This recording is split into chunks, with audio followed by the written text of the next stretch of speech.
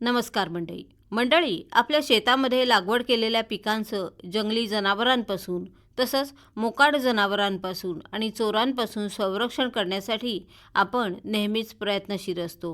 यासाठी काटेरी तारेचं कुंपण, दगडाचं कुंपण किंवा भिंतीचं कुंपण आपण घालतो.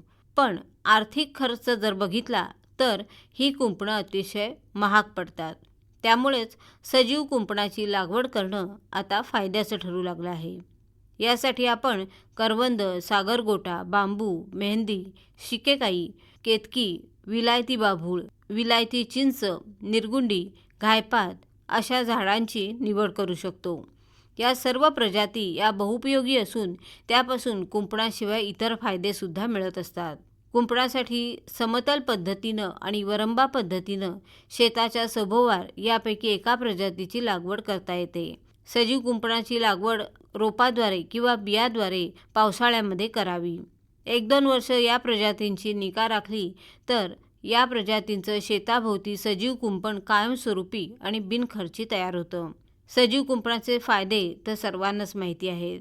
सजीव दाट प्रजातीमुळे शेतातल्या पिकांचं मोकाट आणि जंगली जनावरांपासून संरक्षण होतं.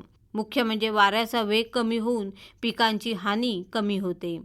प्रजातीची फळंसुद्धा आपल्याला खायला मिळतात. काहींचा औषधासाठी उपयोग होऊ शकतो. अतिक्रमण होत नाही. सजीव कुंपणामुळं जलमृदसंधारण होतं. कुंपणामुळं पिकांच्या उत्पादकतेत, जैवविविधतेत, शेताच्या सौंदर्यात भरच पडते. शेतीचं संरक्षण होत असल्यामुळे चिंता, काळजी वाटत नाही. मंडळी, आपल्याकडे शक्यतो दक्षिण आणि पश्चिम दिशेनं वारा वाहतो.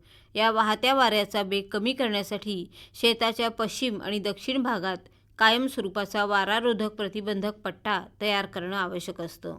वृक्ष किंवा झाडाझुडपांची वारारोधकं निर्माण करण्यासाठी लागवड जर केली तर वारा अडवला जातो.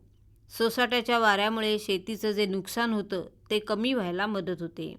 मंडळी, पिकांची पानं फाटून त्यांची अन्नद्रव्य तयार करण्याची क्षमता या वाऱ्यामुळे मंदावत असते. पर्यायानं उत्पादनात घट येते. उदाहरण घ्यायचं झालं तर केळी, ऊस किंवा भाजीपाला अशा पिकांचं नुकसान यामध्ये होतं. तसंच वाऱ्यामुळे जमिनीतल्या पाण्याचं बाष्पीभवन वेगानं होत असतं.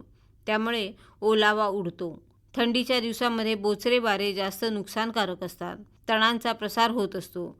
झाडं मोडणं, फांद्या मोडणं असेही नुकसान होत असते. हे सर्व टाळण्यासाठी वाहत्या वाऱ्याचा वेग कमी करणं हा योग्य उपाय आहे. त्यासाठी पश्चिम आणि दक्षिण बाजूनं उंच झाडं लावणं फायद्याचं ठरतं. साधारणतः या वारारोधक झाडांची उंची पिकापेक्षा 5 ते 6 पट उंच असावी.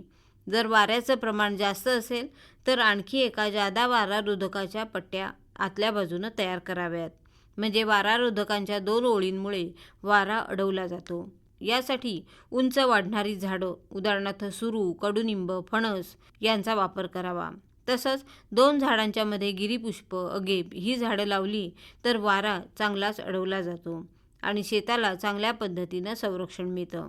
झाडांमुळे सावली तर मिळतेच, शिवाय थंडीची लाटसुद्धा या वारारोधकामुळे अडवली जाते.